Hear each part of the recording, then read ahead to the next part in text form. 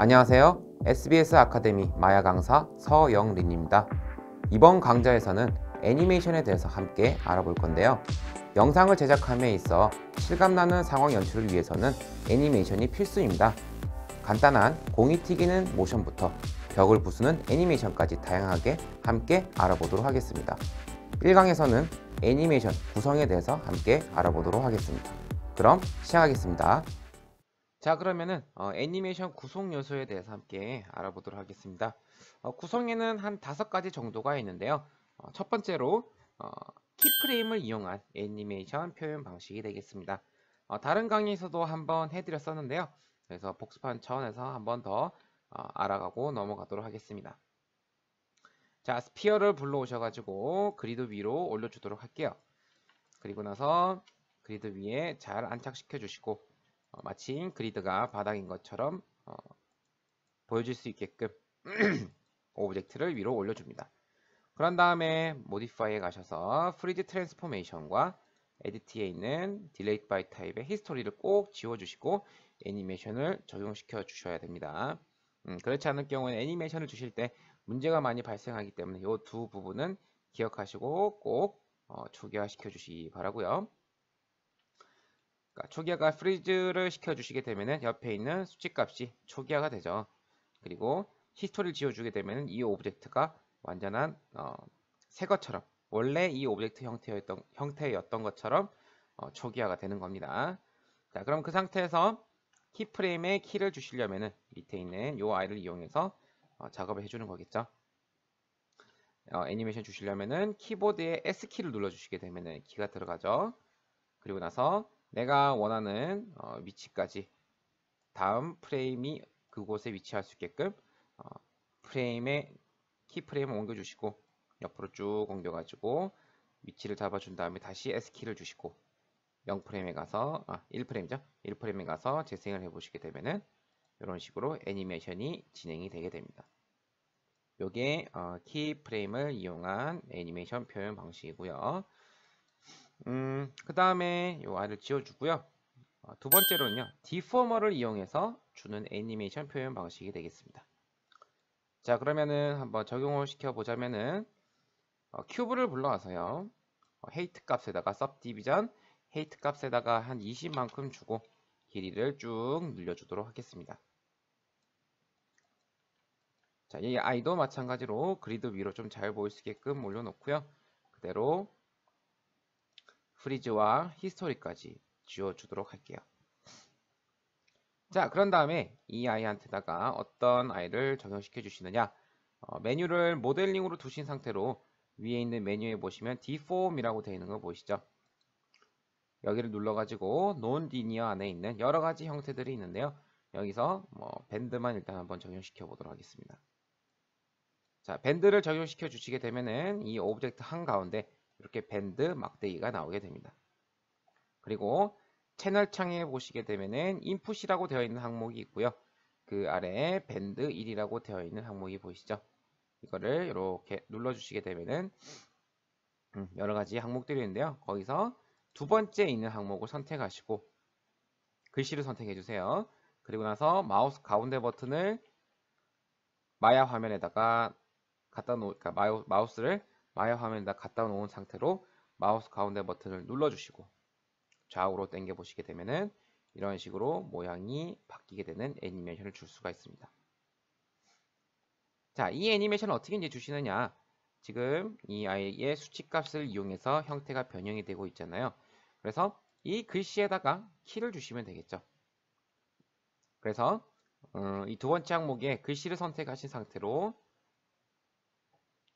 우클릭을 하시고 안에 보시면은 키 셀렉티드라고 되어 있는 게 있습니다. 이 아이를 선택해 주시게 되면은 해당 항목에다가 별도로 키를 주실 수가 있고요. 그런 다음에 한 120프레임에 가서 형태를 이렇게 변형을 시켜 주시고 그리고 나서 다시 키를 주신 다음에 재생을 해 보시게 되면은 이런 식으로 디폼과 키 프레임을 이용한 애니메이션을 줄 수가 있는 거죠. 이렇게 변형이 되는 애니메이션을 만들어 봤고요. 다른 것도 잠깐 한번 넣어 볼까요?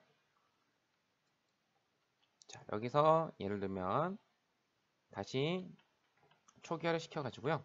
이렇게 해볼게요. 자, 이렇게 초기화를 시켜주시고 밴드는 그대로 적용시켜 놓은 상태에서 디폼의 논리니어에서 트위스트까지 한번 적용시켜 보도록 하겠습니다. 자, 트위스트를 적용시켜 주실 때는 오브젝트를 선택하시고 논리니어에서 트위스트를 적용시켜 줍니다. 이 디폼 같은 경우에는요, 여러 가지 툴들이 한 오브젝트에 동시다발적으로 적용이 가능하니까 필요에 따라서는 그렇게 적용을 해주셔도 됩니다. 자, 그리고 이 툴을 선택하시기가 조금 까다로울 수 있으니까요, 윈도우에 있는 아웃라이너를 꼭 불러와서 작업해 주시는 게 좋겠죠. 그래서 안에 보시면은 밴드 핸들과 트위스트 핸들 두 개가 적용되어 있는 게 보이실 거고요.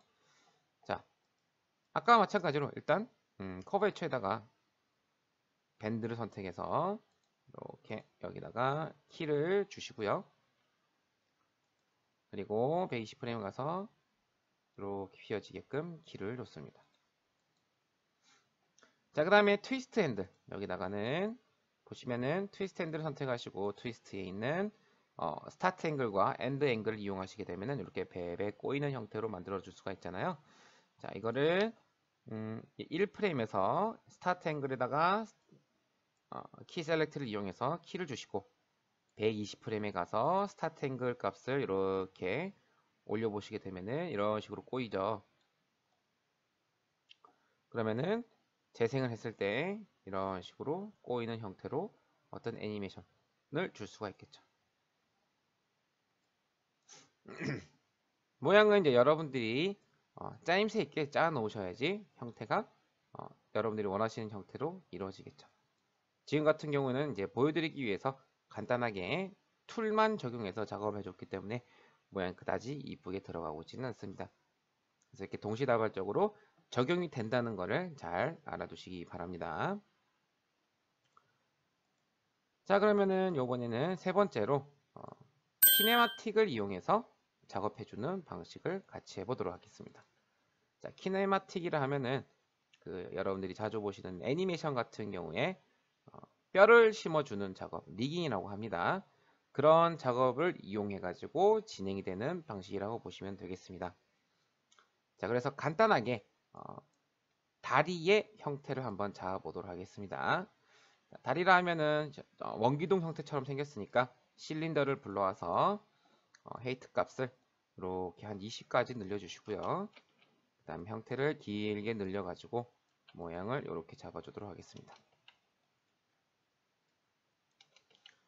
자, 그리고 나서 항상 프리즈 시켜주시고 히스토리를 지워줍니다. 자, 그리고 나서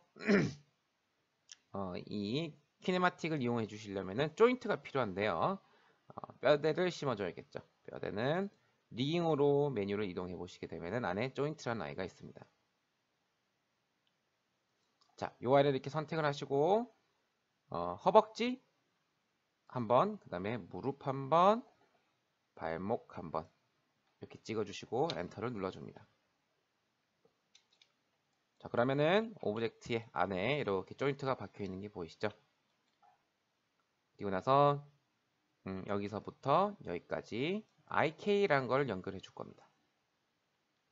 IK라 하면은 여기서 요거 보시면 Create IK 핸들이라고 되어 있는 거 보이시죠? 자, 여기서 이 아이를 선택해서 허벅지 한번, 그 다음에 발목 한번 선택을 해주시게 되면은 이런 식으로 IK가 연결이 되게 됩니다. 자, 그런 다음에 조인트를 선택하시고요. 그 다음에 조인트를 이렇게 다 선택을 해주시고 조인트를 다 선택해서 그리고 오브젝트를 선택해서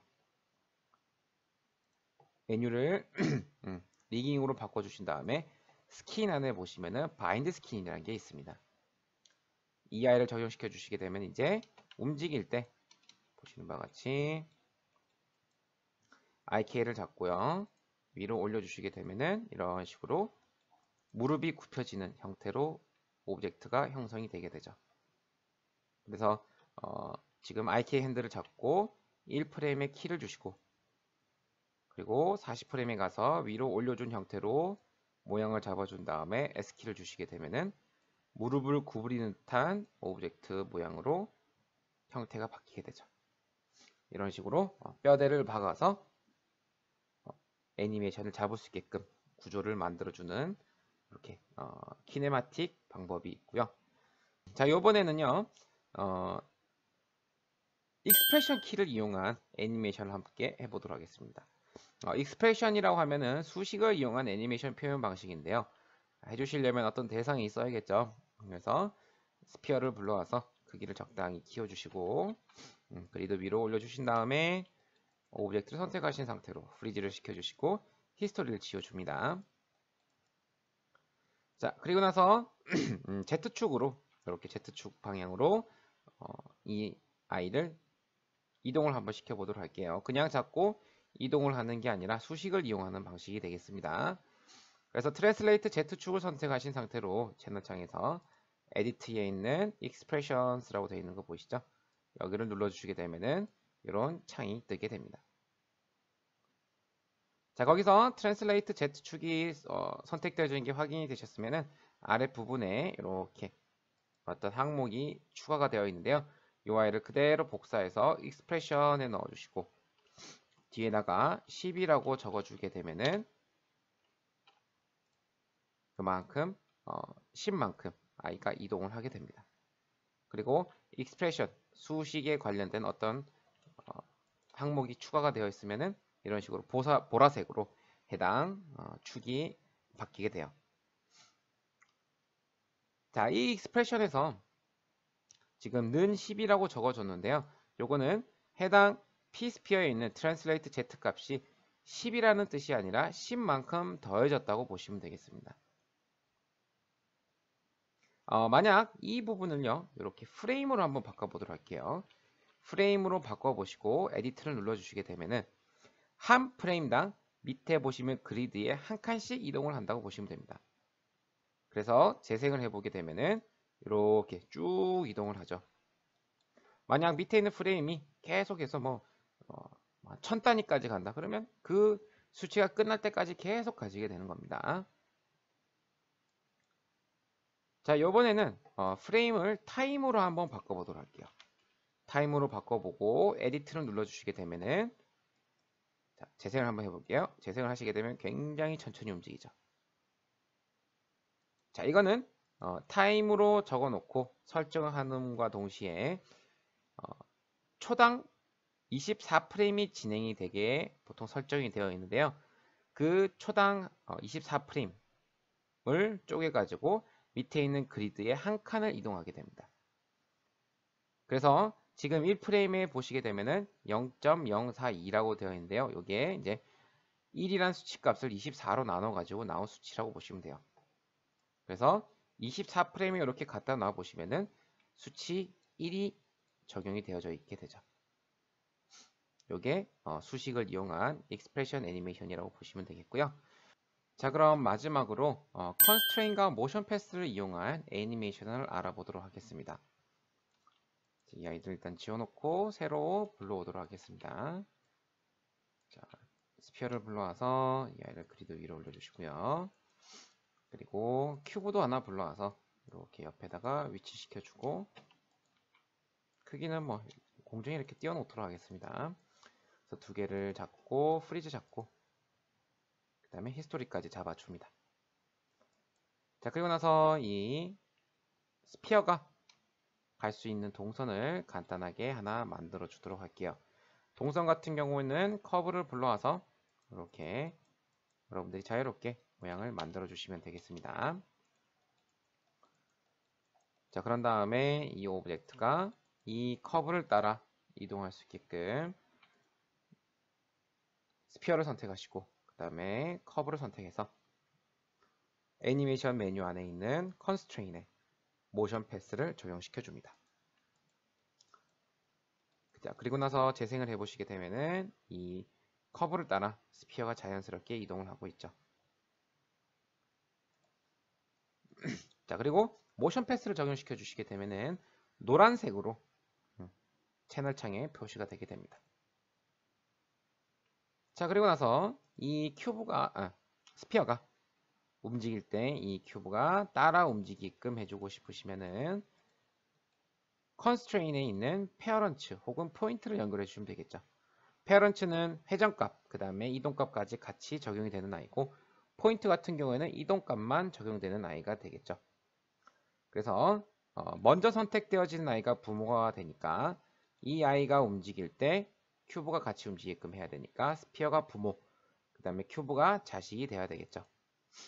그래서 스피어를 먼저 선택하시고 그 다음에 큐브를 선택해서 컨스트레인에 있는 페어런츠를 연결하신 다음에 재생을 해보시게 되면은 그대로 오브젝트를 따라가게 되죠. 자, 그리고 컨스트레인이 연결된 오브젝트 안에서는 이런 식으로 하늘색으로 표시가 되고요. 한 가지 주의하셔야 될 거는 이런 식으로 어떤 애니메이션이 들어가 있는 아이한테다가 중복으로 예를 들어서 S키를 이용해서 키를 주시게 될 경우 녹색으로 표시가 되는 경우가 있을 겁니다. 이거는 키가 중복이 됐다는 표시이기 때문에 좀 주의를 하셔야 되는데요. 애니메이션 주실 때는 이런 식으로 중복이 되는 키가 있게 되면은 문제가 상당히 심각해지기 때문에 절대 이렇게 녹색 혹은 연두색이라고 할까요? 이런 색이 되지 않게끔, 나오지 않게끔 꼭 주의하셔서 애니메이션을 잡아주시기 바랍니다.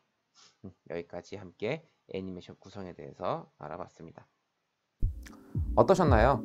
애니메이션 키를 적용함에 있어서 사용되는 다양한 구성을 조금 알게 되셨나요? 다음 시간에는 간단한 공이 튀기는 모션, 바운싱 볼을 함께 만들어 보도록 하겠습니다. 그럼 다음 시간까지 안녕히 계세요.